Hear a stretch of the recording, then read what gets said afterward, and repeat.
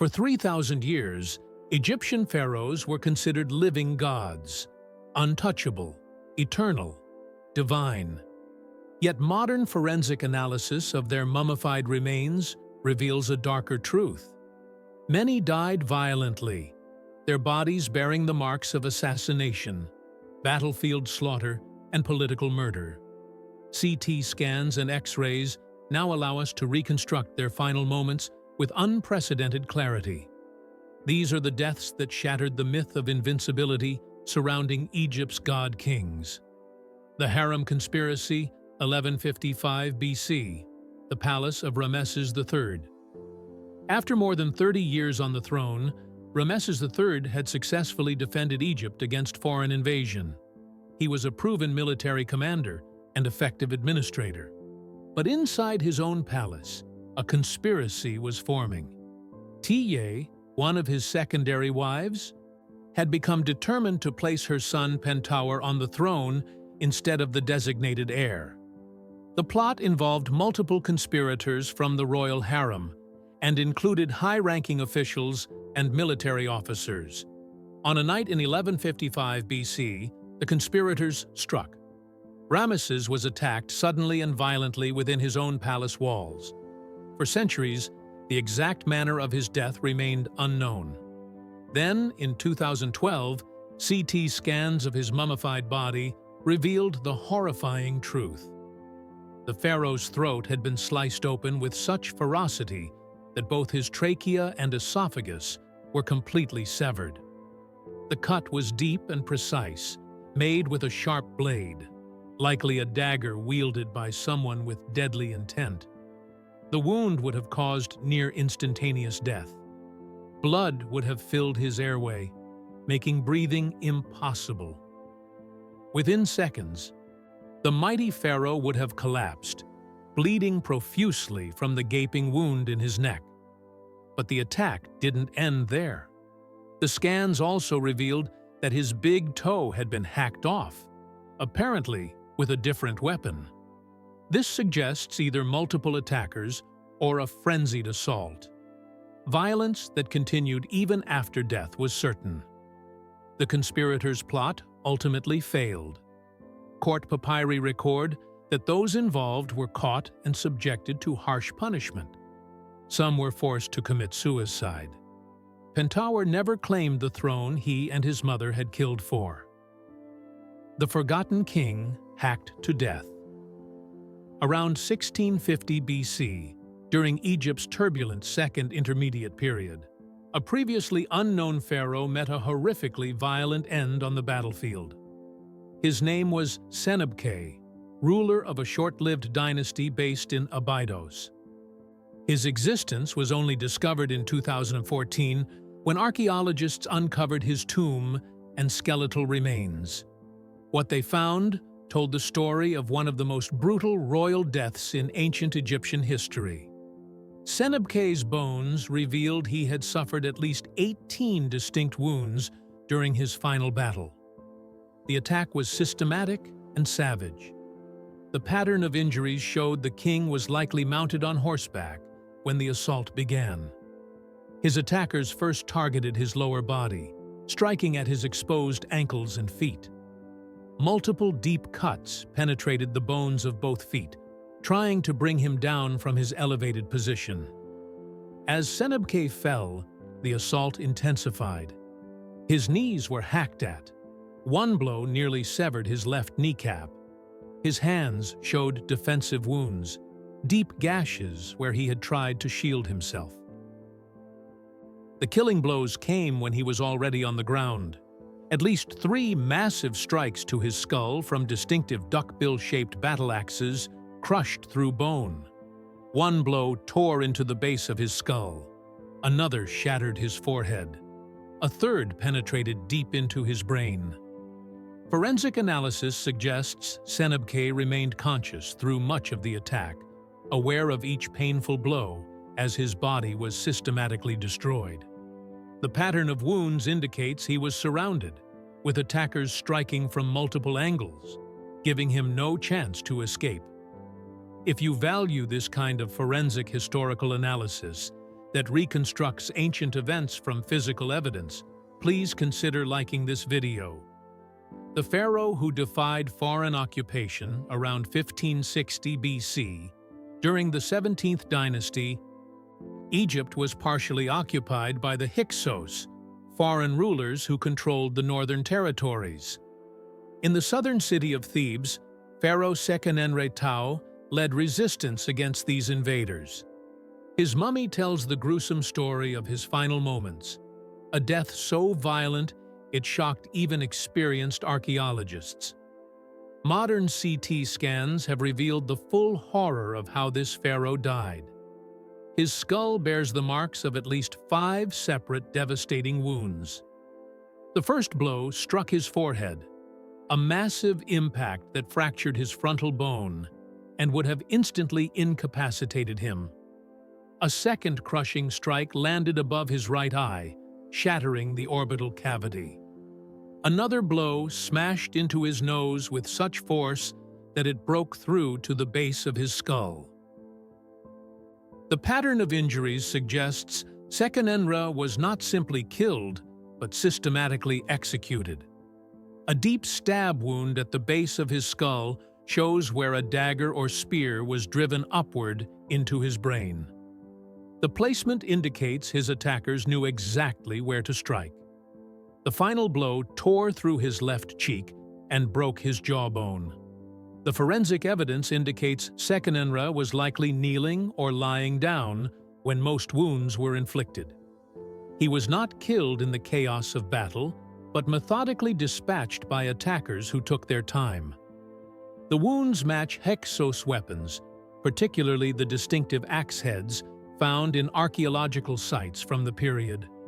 Most disturbing of all, his body was left unattended for hours, perhaps days, after death. His facial muscles show signs of decay that occurred before embalmers could begin their work. The proud pharaoh, who had defied foreign occupation, spent his final moments not in glorious battle, but in helpless agony, as his captors systematically destroyed his body. The last native pharaoh led away in chains, 525 BC. Egypt faced an existential threat. Persian forces led by King Cambyses II invaded the ancient kingdom. Standing against them was Pharaoh Psamtik III, who had ruled for barely 6 months when the Persian army appeared at Egypt's borders. Unlike previous invasions, this one would not be repelled. The decisive battle took place at Pelusium in the Nile Delta. According to the Greek historian Herodotus, the Egyptians were outmatched and outmaneuvered. Their army collapsed. Psamtik fled to Memphis, Egypt's ancient capital. The Persians pursued, laying siege to the city. Within days, Memphis fell.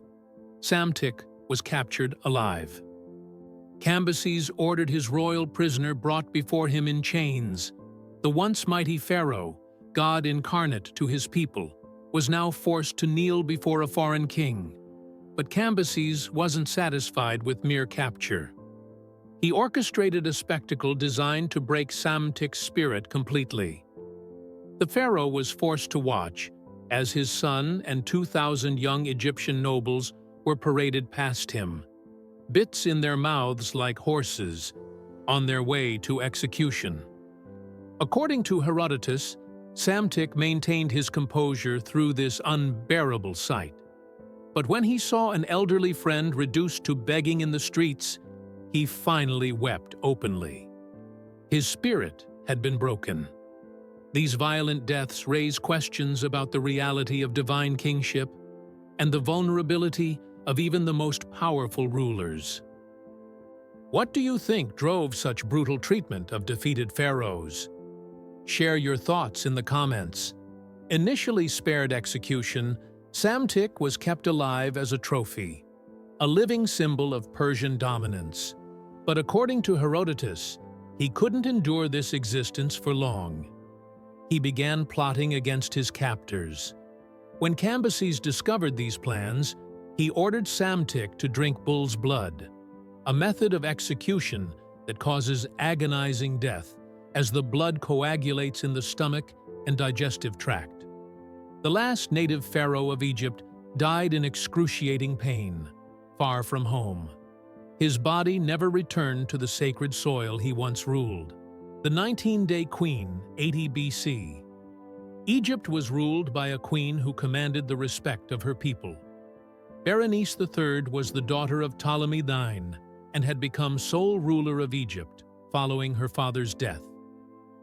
She was popular among Alexandrians who saw in her a capable leader during turbulent times, but the powerful Roman Republic had other plans for Egypt's throne. Under pressure from Rome, Berenice was forced to accept a co-ruler, her young stepson Ptolemy XIII. The arrangement was sealed with marriage, a common practice among the Ptolemaic dynasty. The wedding took place in Alexandria with all expected ceremony, but behind the celebrations lay a calculating plot. Ptolemy IX had been raised in Rome under the influence of the Roman dictator Sulla. The young king had been installed specifically to bring Egypt under Roman control. Just 19 days after the wedding, Ptolemy made his move. While Berenice slept in her royal chambers, assassins entered silently. The queen awoke to find armed men surrounding her bed. Her calls for guards went unanswered. They had either been bribed or killed. What followed was a brutal struggle. Despite being outnumbered, historical accounts suggest Berenice fought desperately for her life. The assassins overpowered her, pinning her to the bed.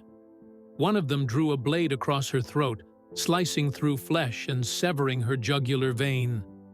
Blood soaked the royal bedding as Berenice gasped for air, drowning in her own fluids. The murder was meant to secure Ptolemy's sole rule, but it backfired catastrophically. News of the beloved queen's death spread through Alexandria like wildfire. By morning, enraged citizens filled the streets. They stormed the palace, seized the young king, and dragged him to the gymnasium. There, surrounded by thousands of his subjects, Ptolemy X was torn apart by the mob. His limbs were ripped from his body while he was still alive. He had ruled for less than 3 weeks, long enough only to murder his wife and provoke his own brutal death at the hands of the people he had intended to rule. Assassinated in his sleep, 1962 BC.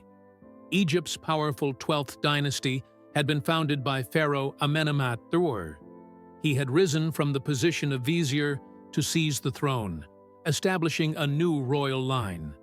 He ruled for 30 years, crushing rebellions and securing Egypt's borders. But even the mightiest ruler remains vulnerable while he sleeps. According to The Story of Sinuhe, one of ancient Egypt's most famous literary works, the assassination took place in the dead of night. The palace in the capital city of Ichtawi was quiet, with only the night guards making their rounds. Amenemhat I had retired to his private chambers, surrounded by luxury, but with fatally few protectors. The conspirators were members of his own royal guard, men specifically chosen to protect him. They had carefully planned the attack, selecting a moment when the pharaoh would be most vulnerable. The guards entered his chamber silently. Amenemhat was asleep, unaware of the betrayal unfolding around him. The first blow likely woke him, a sudden sharp pain as a dagger plunged into his side. According to the ancient text, he fought back fiercely despite the surprise. The struggle was brief, but violent.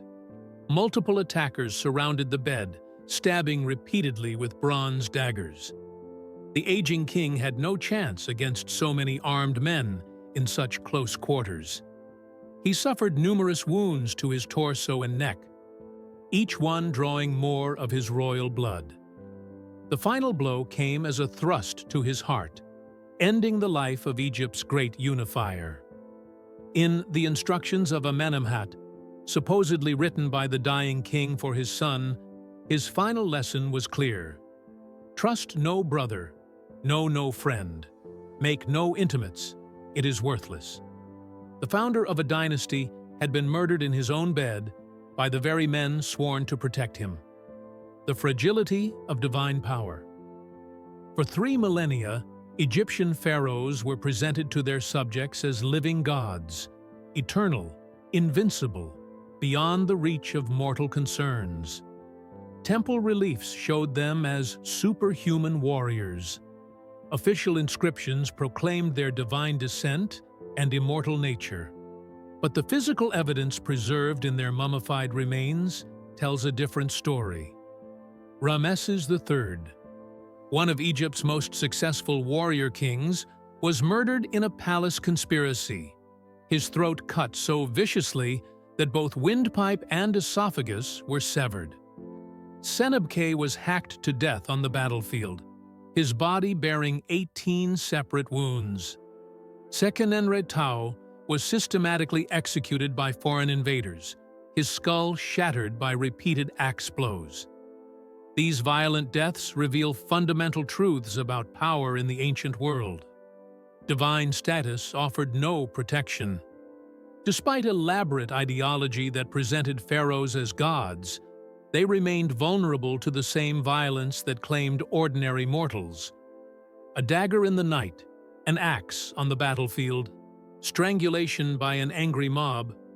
Divinity could not stop any of these. Palace politics were deadly. Several pharaohs died not at the hands of foreign enemies, but through conspiracies within their own courts. Amenemhat I was murdered by his own guards. Ramesses III was killed in a harem plot. Berenice III was assassinated by her own husband. Defeat meant humiliation. For pharaohs who fell to foreign conquest, death could be preceded by systematic degradation designed to destroy their divine status. Psamtik III was paraded in chains, forced to watch his son's execution, and ultimately poisoned with bull's blood. Modern forensic technology, CT scans, X-rays, chemical analysis, has given us unprecedented ability to read the stories written in ancient bones. We can now reconstruct the final moments of rulers who died 3,000 years ago with startling clarity. These pharaohs left behind magnificent tombs, colossal statues, and temples that still stand today. But their bones tell a more honest story than their monuments ever could. A story of violence, vulnerability, and the ultimate fragility of even the most absolute power. If this forensic examination of ancient Egypt's violent history intrigued you, please like this video, share your thoughts in the comments, and subscribe for more historical documentaries that use modern science to uncover ancient truths. Thank you for watching.